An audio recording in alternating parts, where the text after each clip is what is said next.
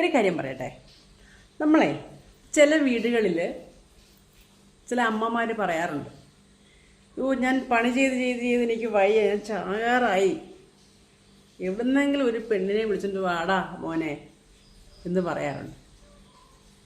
അതെന്താ അങ്ങനെ പറയുന്ന? ഒരാൾ വന്ന് പണി ചെയ്ത് ചാകാറായെന്നാണ് പറയുന്നത്. ഇനി അടുത്ത പെണ്ണിനെ കൊണ്ടുപോവാ എന്തിനാ? വീട്ടുപണി ഇടിപ്പിക്കാനേ.